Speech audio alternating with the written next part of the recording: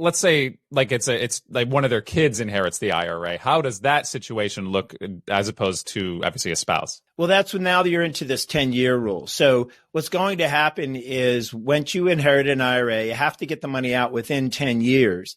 And the IRS is a little bit in flux right now on their rules and their regulations. What a lot of people don't realize, sometimes when rules get written, they then later on or subsequently get interpreted or a rule regulation from the IRS. And this is a recent change in 2020. You used to be able to take money out over a life expectancy, and then deaths that occurred in 2020 and later, those were subject to this 10% rule.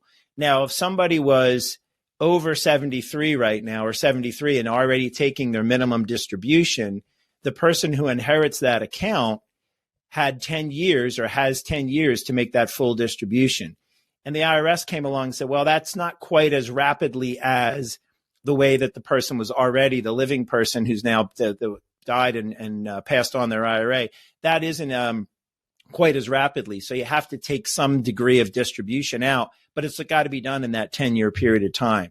So that's a nuance right now that the IRS is still giving final regulations on, and depending on what article you may read from what expert or what institution where your IRA may be custodied, they might look at that a little bit different, but that's not quite a final. But let's just say if you're already taking distributions and then you pass away, the beneficiary has to start taking distributions right away, but get it done in 10 years. That, on the flip side now, what if you are not taking minimum distributions and you leave that IRA? Well, now it can sit there for 10 years. For that person, if they're 55 and maybe they're going to retire somewhere between 55 and 65, they may have lower income in the future, and that would be a better time for them to make the IRA withdrawals.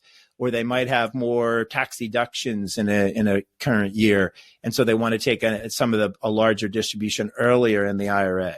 So that's really, I think, the key distinction there for the beneficiaries on how they want to look at an inherited IRA. The bottom line is it doesn't have to be, nor should it be, a lump sum taxable distribution. And that's really the key here, is you don't want to just have this windfall of money and income tax on top of it. If the people you would name as your beneficiaries are important to you, it's important that you do good planning now. Get your successor owners, your contingent beneficiaries, not just the primary, in place. To help in that, check us out at goodfinancial.com and go to the Contact Us page, and we're happy to start a conversation.